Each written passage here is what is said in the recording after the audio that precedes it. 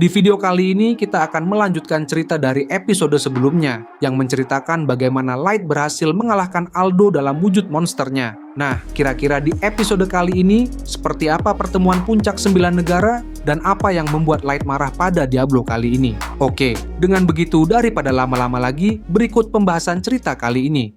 Saat ini hari pertemuan puncak di Kerajaan 9 akhirnya telah tiba. Seluruh pemimpin dan perwakilan dari 9 negara besar kini tinggal menunggu beberapa saat lagi sebelum memasuki aula konferensi utama. Namun di tengah situasi penting seperti itu, Light justru terlihat kesal dan terus memikirkan sesuatu. Ia baru saja mengetahui bahwa Diablo secara tiba-tiba meninggalkan seluruh delegasi kerajaan iblis dan kembali ke negaranya, tepat di menit-menit terakhir sebelum pertemuan dimulai. Mendengar kabar itu, Light benar-benar terkejut karena sejak awal ia sudah menyiapkan rencana untuk mempermalukan Diablo secara langsung. Bahkan awalnya Ellie direncanakan akan muncul sebagai penyihir menara dan memastikan Diablo jatuh ke dalam perangkap yang telah disiapkan. Namun semua rencana itu langsung berantakan begitu Diablo menghilang begitu saja. Karena merasa ada sesuatu yang mencurigakan, Light langsung meminta Nemumu untuk menyelidiki alasan dibalik kepergian misterius Diablo tersebut. Dari informasi yang berhasil dikumpulkan Nemumu dalam waktu singkat, Diablo ternyata meminta izin resmi untuk kembali ke wilayah kekuasaannya karena muncul sebuah masalah besar yang hanya dirinya sendiri yang mampu menyelesaikannya. Situasi itu memaksanya melewatkan pertemuan puncak yang sangat penting ini. Meski begitu, Light sadar dirinya tidak bisa terus terpaku pada rasa kesal karena semua orang di sekitarnya mulai memperhatikan aura gelap yang tanpa sadar ia pancarkan akibat terlalu marah memikirkan Diablo. Mengingat ini masih acara besar yang penuh politik dan pengawasan, Light segera menarik napas panjang beberapa kali untuk menenangkan pikirannya. Untungnya usaha itu berhasil dan membuat orang-orang di sekitarnya tidak lagi merasa curiga. Tak lama kemudian, waktu pertemuan akhirnya dimulai. Seluruh delegasi mulai memasuki aula konferensi secara bersamaan. Para perwakilan utama dari masing-masing negara berjalan menuju meja bundar besar di tengah ruangan dengan langkah tenang. Delegasi pertama yang paling menarik perhatian tentu saja adalah Kerajaan Iblis. Negara yang menjadi penyelenggara utama pertemuan ini diwakili oleh Foros, putra mahkota Kerajaan Iblis, yang datang menggantikan ayahnya karena sang raja sedang sakit. Di belakang Foros berdiri kelompok pengawal, dan tentu saja 4 bangsawan muda dari kelompok Diablo, yang kini tampak kehilangan salah satu anggota penting mereka. Sementara itu, Federasi Beastmen diwakili oleh seorang Beastman bernama Ozo. Karena banyak kepala suku telah gugur akibat konflik sebelumnya, Ozo menjadi salah satu dari sedikit pemimpin yang tersisa dan akhirnya dipilih untuk mewakili negaranya di pertemuan puncak kali ini. Sebagian besar pengawal yang mengikutinya berasal dari suku beruang miliknya sendiri. Lalu ada juga Kerajaan Kurcaci yang diwakili langsung oleh Dagan. Ketika Dagan melihat Light dari kejauhan, ekspresinya yang semula lelah sempat berubah menjadi senyum kecil sebelum segera menghilang lagi. Dagan tahu bahwa ini bukan tempat yang tepat untuk menunjukkan hubungan dekat mereka di depan banyak negara lain. Di sisi lain, Yotsuha dari Kepulauan Oni juga hadir dalam pertemuan tersebut. Berbeda dengan Dagan yang berusaha menjaga ekspresi, Yotsuha justru terus tersenyum bahagia saat melihat Light, seolah benar-benar senang bisa bertemu kembali dengannya setelah semua kejadian besar yang mereka lalui bersama di negara Oni. Untuk negara Centaur, mereka diwakili oleh kakek Santor yang kini menjadi pemimpin negaranya. Selama perjalanan Light bersama parti Concord of Tribes dulu, Santor sama sekali tidak pernah menyebut fakta penting ini. Namun berdasarkan laporan intelijen Abyss, informasi tersebut memang benar adanya. Light sendiri diam-diam mencatat hal itu di dalam pikirannya, karena ia tahu suatu hari nanti dirinya akan membalas dendam kepada Santor. Selain itu, para Dragonwood dan Dark Elf juga mengirimkan perwakilan mereka. Namun berbeda dengan negara lain, kedua ras tersebut tidak mengirim pemimpin utama mereka secara langsung. Kekaisaran Dragonwood berdalih bahwa keluarga kekaisaran tidak dapat hadir karena konflik jadwal akibat pertemuan ini diadakan secara mendadak. Namun semua orang tahu alasan sebenarnya jauh lebih sederhana. Para Dragonwood terlalu sombong untuk menghadiri pertemuan yang dipimpin ras yang mereka anggap lebih rendah dari mereka sendiri. Sementara itu, situasi Dark Elf jauh lebih rumit. Setelah Ellie yang menyamar sebagai penyihir menara berhasil menggulingkan para pemimpin klan Dark Elf sebelumnya, posisi mereka kini digantikan oleh pemimpin-pemimpin baru yang sepenuhnya berada di pihak Ellie. Sayangnya para pengganti ini belum memiliki pengaruh sekuat pendahulunya, sehingga mereka harus terus mengurus kestabilan negara agar tidak jatuh ke dalam kekacauan. Karena itulah para Dark Elf akhirnya hanya mengirim diplomat sebagai perwakilan dalam pertemuan darurat kali ini. Kerajaan Iblis sebenarnya sedikit kecewa dengan ketidakhadiran para pemimpin Dark Elf, namun mereka masih bisa memakluminya karena situasi negaranya memang sedang tidak stabil. Berbeda dengan Dragon Youth yang jelas-jelas dianggap sengaja menghina pertemuan tersebut. Terakhir, para elf akhirnya memasuki aula dipimpin langsung oleh Ratu Leaf bersama 3 sosok misterius bertudung yang berjalan di belakangnya dan diikuti sejumlah ksatria elf. Kehadiran ketiga sosok bertudung itu langsung menarik perhatian banyak orang, terutama Voros, yang mulai melirik ke arah mereka dengan tatapan penuh kecurigaan sebelum akhirnya membuka pertemuan puncak secara resmi. Dengan senyum lebar, Voros menyampaikan rasa terima kasih kepada seluruh negara yang telah memenuhi undangan kerajaan iblis untuk menghadiri pertemuan besar ini. Ia mengatakan bahwa dirinya berharap pertemuan ini dapat menghasilkan diskusi penting mengenai cara menghadapi ancaman penyihir menara dan kekacauan yang telah ditimbulkannya di dunia. Setelah itu, Voros mulai berbicara langsung kepada Lilith dengan penuh pujian. Ia mengatakan bahwa Lilith kini telah tumbuh menjadi wanita muda yang luar biasa cantik dibandingkan saat mereka masih kecil dulu. Bahkan menurut Voros, para bangsawan muda kerajaan iblis pun tidak bisa mengalihkan pandangan dari kecantikannya, setidaknya untuk ukuran manusia. Lilith sendiri sempat terdiam beberapa saat mendengar pujian berlebihan tersebut, sebelum akhirnya membalas dengan senyum sopan dan mengatakan bahwa Voros juga terlihat jauh lebih bijaksana dibanding saat mereka bertemu dulu. Mendengar balasan itu, Voros langsung tertawa puas dan mengatakan bahwa kehadiran Lilith saja sudah cukup membuat pertemuan ini terasa layak diadakan. Untungnya Lilith berhasil menjaga ekspresinya dan tidak membiarkan percakapan itu berubah menjadi situasi yang lebih canggung. Sebenarnya tujuan utama pertemuan besar seperti ini memang untuk memperkenalkan pewaris tahta dan pemimpin baru dari masing-masing negara kepada dunia. Karena itulah Voros memulai dengan percakapan santai seperti itu. Nantinya seluruh pengawal dan pendamping akan diminta keluar dari aula, sehingga hanya 9 perwakilan utama yang tersisa untuk membahas inti sebenarnya dari pertemuan tersebut. Sebagai moderator, Voros kemudian melanjutkan pembicaraan kepada perwakilan negara lain. Ia memuji Ratu Leaf dan juga kualitas barang-barang buatan kerajaan kurcaci milik Dagan. Namun Leaf yang tampak pucat seperti orang sakit hanya menjawab singkat. Sementara Dagan membalas dengan formal yang jelas menunjukkan dirinya tidak tertarik dengan basa-basi panjang. Setelah itu, Voros mengalihkan pembicaraan kepada Ozo dan menyampaikan simpati atas penderitaan ras Beastmen akibat ulah penyihir menara. Namun jawaban Ozo justru membuat Voros sedikit terdiam, karena Ozo mengatakan bahwa pihak Beastmen tidak menyalahkan penyihir menara dan justru merasa bersalah karena telah memulai perang lebih dulu. Menurut Ozo, semuanya sudah berakhir dan negaranya kini hanya ingin bangkit kembali. Jawaban itu jelas bukan sesuatu yang ingin didengar Voros. Namun sebelum suasana berubah lebih aneh, Voros segera beralih menyapa delegasi lainnya hingga akhirnya berbicara kepada perwakilan Dragon Youth. Dengan kalimat penuh sindiran, Voros meminta agar salamnya disampaikan kepada Kaisar Dragon Youth. Namun diplomat Dragon Youth membalas dengan sindiran yang jauh lebih tajam dengan mengingatkan bahwa ayah Voros sendiri sedang sakit keras dan belum menunjuk Voros sebagai penerus resmi kerajaan. Balasan itu membuat suasana di aula semakin panas, karena hubungan antara iblis dan Dragon Youth memang sudah lama dipenuhi permusuhan. Merasa cukup dengan basa-basi, Voros akhirnya mengumumkan dimulainya pertemuan puncak dan meminta seluruh orang selain 9 perwakilan utama untuk meninggalkan aula.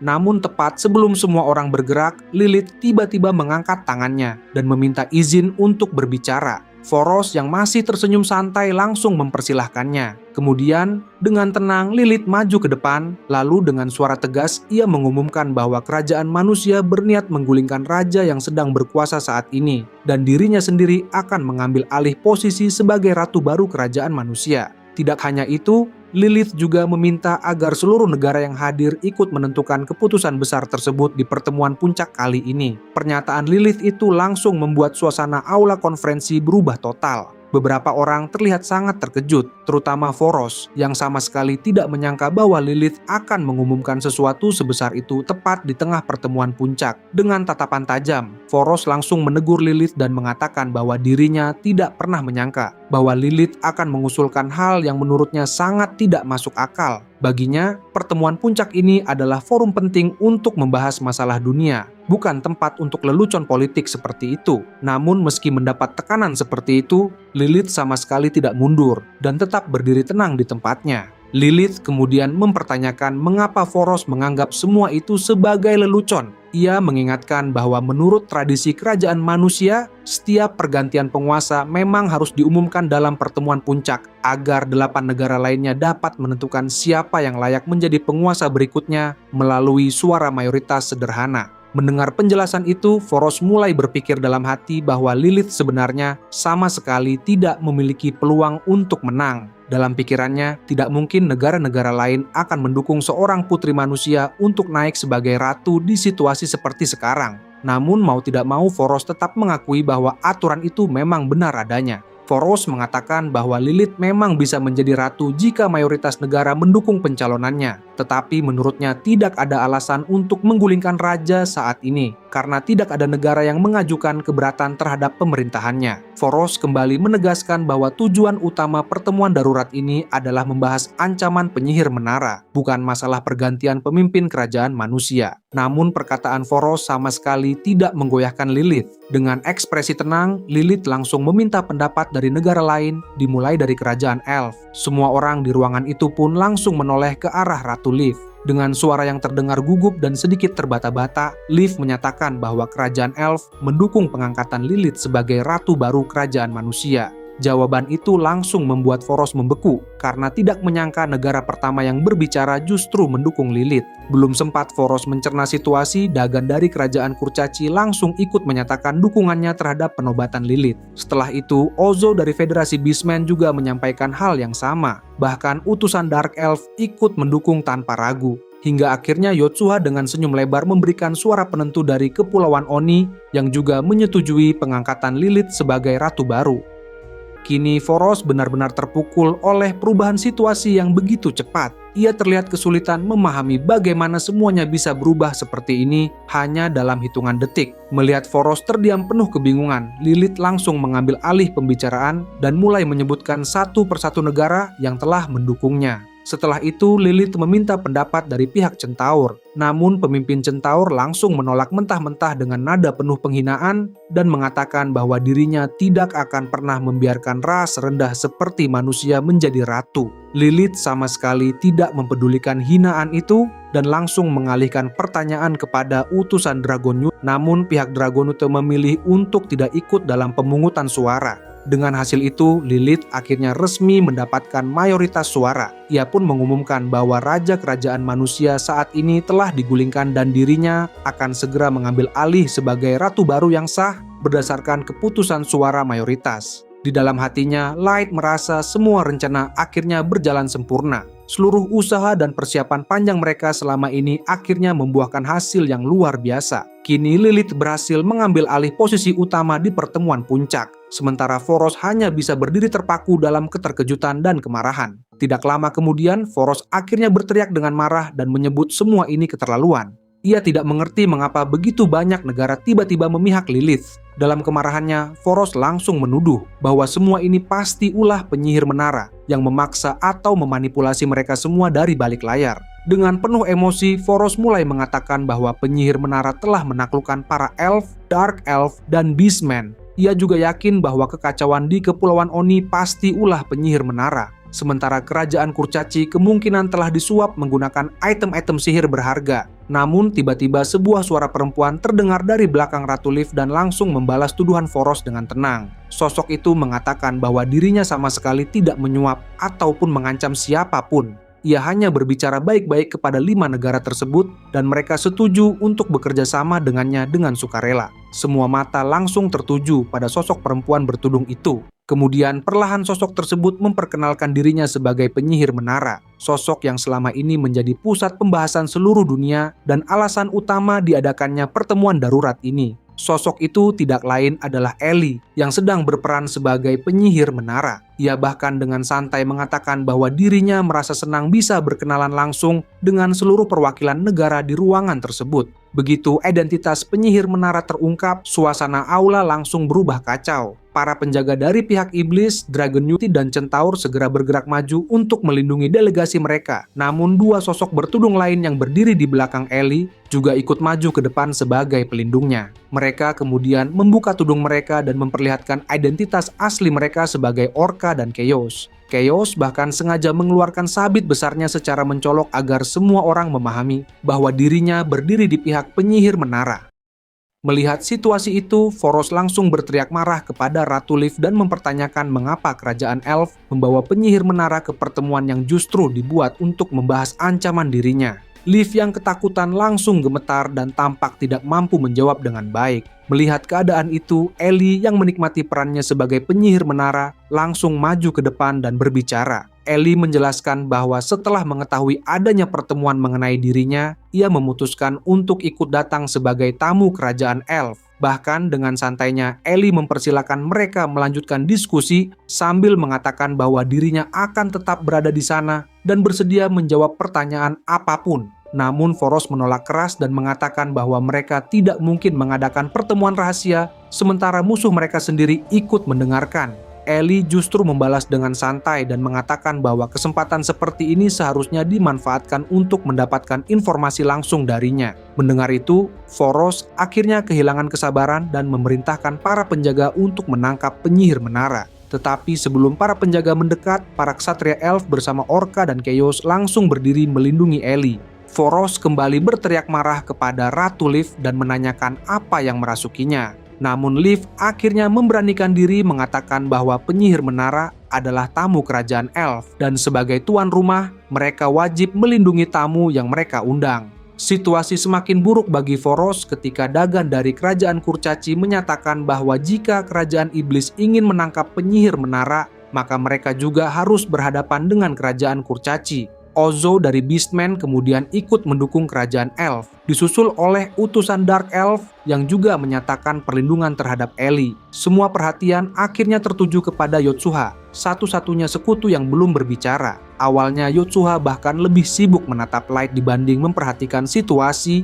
namun setelah sadar semua orang melihat ke arahnya, Yotsuha akhirnya mengatakan bahwa Kepulauan Oni mendukung kerajaan Elf. Kini Foros benar-benar sendirian. 5 negara berdiri melindungi penyihir menara, sementara Dragon Youth dan Centaur memilih tidak ikut campur. Utusan Dragon Youth kemudian mengatakan bahwa pertemuan puncak adalah tempat berdiskusi, bukan tempat menghunus pedang, sehingga lebih baik pertemuan dihentikan sebelum situasi semakin buruk. Pemimpin Centaur juga setuju bahwa kondisi saat ini sudah terlalu kacau untuk melanjutkan pertemuan secara normal. Menyadari dirinya tidak memiliki peluang menang, Foros akhirnya tidak punya pilihan selain mundur. Ia memberi isyarat kepada para pengawalnya untuk berhenti dan menyatakan bahwa kerajaan iblis tidak akan melupakan bagaimana 6 negara memilih berpihak kepada penyihir menara. Namun karena situasi tidak memungkinkan, mereka akan mundur untuk sementara waktu. Tepat ketika Foros hendak pergi, Lilith kembali berbicara dan mengingatkan bahwa meski pertemuan dibubarkan, penobatannya sebagai ratu kerajaan manusia tetap sah berdasarkan aturan resmi pertemuan puncak. Foros yang sebelumnya terlalu sibuk menghadapi kemunculan penyihir menara, bahkan hampir melupakan hal itu. Dengan tatapan tajam, Foros mengatakan bahwa Lilith hanyalah memanfaatkan aturan demi merebut takhta seperti pencuri biasa, dan suatu hari nanti dirinya pasti akan menyesali keputusan itu. Namun Lilith dengan tenang menjawab bahwa hari itu tidak akan pernah datang. Sebelum pergi, pihak Dragon Youth mengatakan bahwa untuk sementara mereka akan mengakui penobatan Lilith meski hubungan antar negara akan ditinjau ulang kembali. Centaur juga menyatakan akan mempertimbangkan ulang hubungan mereka dengan seluruh negara selain kerajaan iblis dan Dragon Youth. Dengan begitu, pertemuan puncak akhirnya berakhir lebih cepat dari yang direncanakan. Kerajaan iblis secara terbuka menunjukkan permusuhan terhadap kerajaan manusia. Sementara Dragon Youth dan Centaur memilih mengambil jarak sambil mempertimbangkan situasi baru ini. Meski hasil akhirnya membuat beberapa negara sangat tidak senang, terutama karena mereka telah lama memanfaatkan kerajaan manusia, satu hal tetap tidak berubah. Lilith akhirnya berhasil menjadi penguasa baru kerajaan manusia, seperti yang selalu ia impikan. Dan momen itu sekaligus menjadi awal dari babak baru dalam sejarah umat manusia. Itu saja pembahasan cerita kali ini. Jangan lupa untuk like, share, dan subscribe. Sampai jumpa di video berikutnya.